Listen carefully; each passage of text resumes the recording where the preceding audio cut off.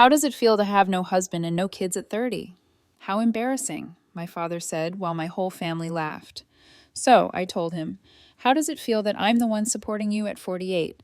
By the way, starting tomorrow, you'll be paying your own bills. My name is Jennifer. I'm 30. I own a small gas station off Route 17. The one with the flickering O in open that I keep meaning to fix but never do because there's always something more urgent. Broken card reader, leaky roof over pump 3, a regular who needs a jump at 2 a.m. People think gas stations run themselves. They don't. I mop, stock, reconcile, unclog, and smile. That's my life most days. In my family, I'm the background girl, not the golden one, not the disaster, just the one who shows up, keeps the lights on, pays when the bill accidentally lands in my lap. My dad says I'm practical. My mom says I'm dependable. What they really mean is I'm useful. There's a difference, and it has a cost. I grew up in a rental behind the hardware store, the kind of place where the window rattles when trucks pass. My sister Mia is 2 years younger and the daughter of the family. She does hair, posts reels, and somehow gets 4 birthdays a year, actual cake, candles, attention. If Mia needs a deposit for a new chair at her salon, we all rally. If I need a day off after a 12-hour shift, I'm told I'm lazy. That's the balance. At the station, I like the quiet right before dawn when the coffee is fresh and the air is cold. I count the drawer, check the cameras, and listen to the hum of the coolers. It feels like possibility. Then my phone starts buzzing and the spell breaks. Jennifer, swing by tonight, family dinner. No details. It's never really an invitation. It's roll call. I go anyway because ignoring it just makes the next dinner worse. Dinner means my parents' house, a narrow place with a too loud TV and a table that's always sticky at the edges. Mia arrives late with a laugh big enough to fill the room. Dad's already 2 beers in, telling the same story about that one time he almost bought a franchise. I bring a pie, nobody eats. I sit, I listen, I nod. When there's a lull, Mom aims the old questions at me. Still single, still at the gas station. She says it like a stage whisper, like she's warning me about myself. I shrug. Yeah, it pays the bills. Who's Dad? Says and grins at his own joke. We move through plates. We move through little cuts. Mia talks about a new balayage technique like she invented hair. Dad laughs too loud, glancing at me to make sure I know I'm supposed to laugh too. I'm good at taking the hit and letting it pass. I was taught early. Don't make it a thing. After dessert, Dad leans back, hands on his stomach, and looks at me like I'm a TV he's bored of. He goes for the line, casual and sharp. How does it feel to have no husband and no kids at 30? How embarrassing, he says. The room laughs. Not big, not mean, just easy. The kind of laugh that says, we know the script. We know your role. I stare at my slice of untouched pie and feel my jaw lock. I swallow. Something tight and old moves in my chest. I don't blow up. I don't storm out. I file it away the way I always do. But this time, the drawer won't close. I smile without teeth. Good pie, I say, and stand to clear the plates. That's my cue. That's my part. But inside, a new voice whispers, this is going to change soon. I didn't plan on owning a gas station.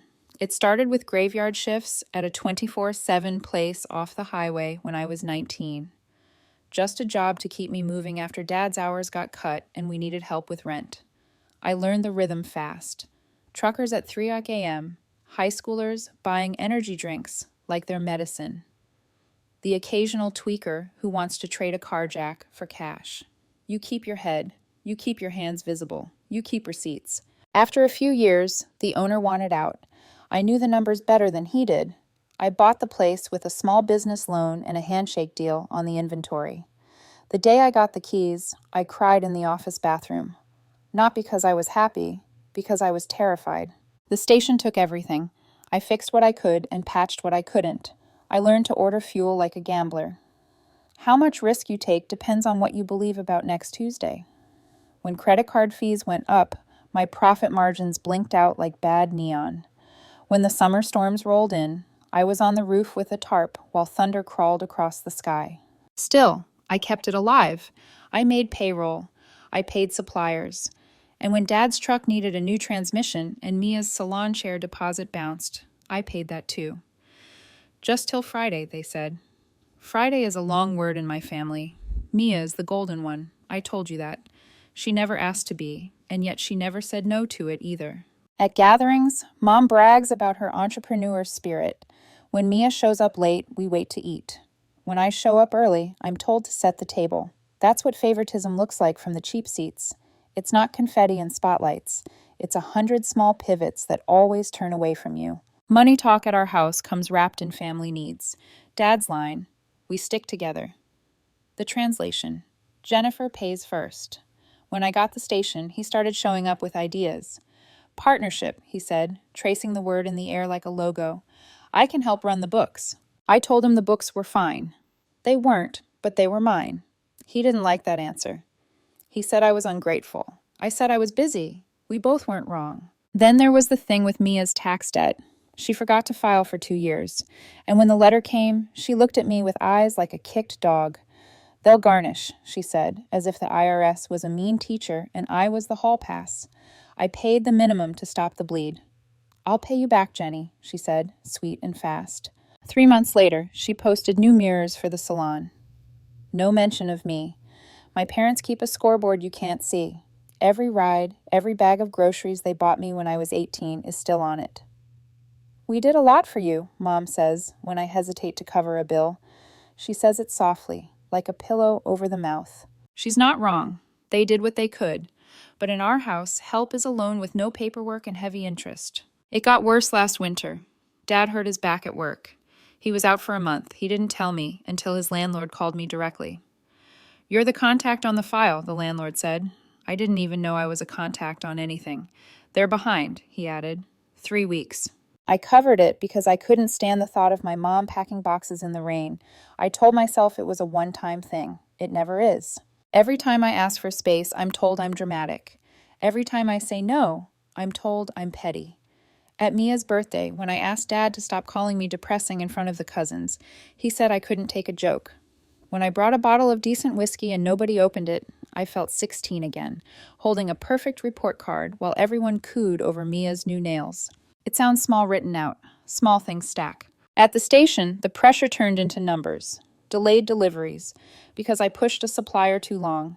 An NSF fee, because a surprise auto pay hit the account the same day Mia borrowed $600 for product.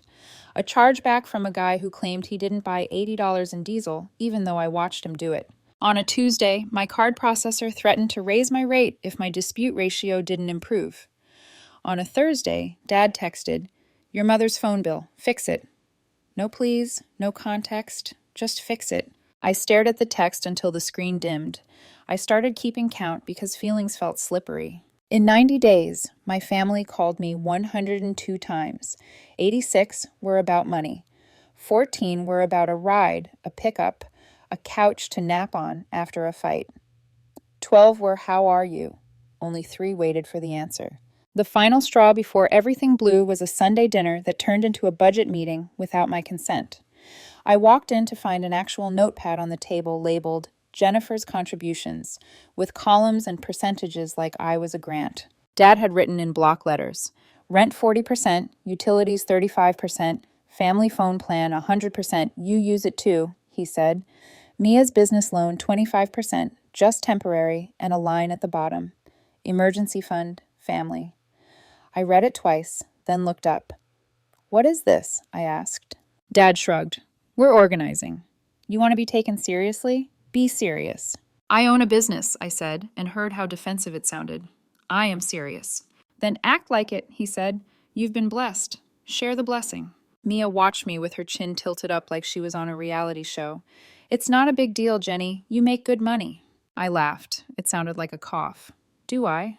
You're always at that station, Dad said. Don't tell me you're broke. That was the thing. I wasn't broke. I was compressed. There's a difference between not having money and not being allowed to keep it. I went home that night with a list in my pocket and a throb behind my eyes. It happened 3 weeks later at a barbecue that was supposed to be just family. The grill was going. The cousins were there. Music too loud for the tiny yard. Mia's new boyfriend had an opinion about everything. He called my station cute. I smiled and poured him a soda. I counted the hits and let them pass. Then Dad found an audience for his favorite game. Compared Jennifer to everyone else. Look at your cousin Rob, he said, pointing with his beer. Husband, 2 kids, mortgage, real life. Jennifer, still playing shopkeep. Dad, I said, a warning in my voice. He waved me off. I'm making a point. About me? I asked. Or about you? He smirked.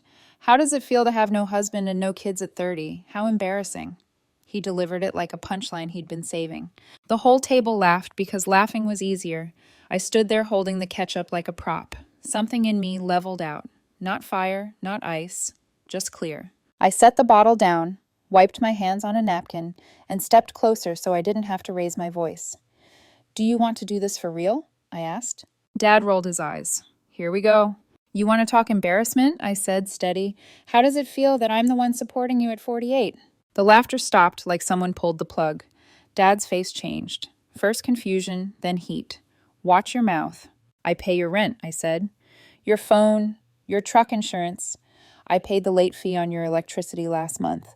I paid Mom's bill the month before that. I paid Mia's taxes. I paid for the food we're eating right now. I bought the charcoal. I bought the paper plates. I bought the little flags on the cupcakes. I breathed once. Embarrassing as having a daughter and treating her like an ATM. Mom stiffened. Mia blinked like a doll. Someone turned the music down. The yard closed in until all I could hear was my own heart. Dad stood, chest out, trying to make it about posture. You don't talk to me like that in my house. It's the landlord's house, I said, and I watched the words hit him. And he calls me first. Jennifer, Mom said, warning and plea wrapped together. I took a slow breath. This isn't about revenge. This is about closure. So here it is. Starting tomorrow, you'll be paying your own bills. For a second, everybody was a statue. Then the noise came back all at once. Are you serious? Mia snapped. What about my business? You promised. I didn't, I said. You heard the word help and translated it to forever. That's on you. Dad pointed at me like he could poke a hole. We're family. Family helps family. I agree, I said. Family helps, not exploits. There's a line. You trampled it. You think you're better than us, he spit. I think I'm tired, I said. I think I'm done buying respect with rent receipts. Mom tried a new angle, softer. Jennifer, be reasonable. You know your father's back. He can apply for assistance, I said. He can talk to his landlord himself. He can downsize, budget, sell the truck he can't afford. He can stop handing out my hours like party favors. You ungrateful little, Dad started. I held up my hand. No more names. Here's what happens next. I'll cover what I've already committed to through the end of this month. After that, I'm out. No loans. No just this once. No, we'll pay you Friday. If you text me about money, I won't respond. If you show up at my station, I'll call the police. If you want to talk about something that isn't a bill, I'm here. If not, good luck.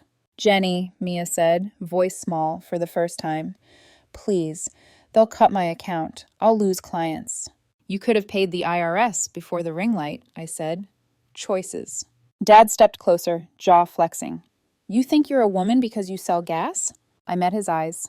I think I'm an adult because I learned to stand up, and because I'm not going to fund my own disrespect anymore. He opened his mouth. I shook my head once.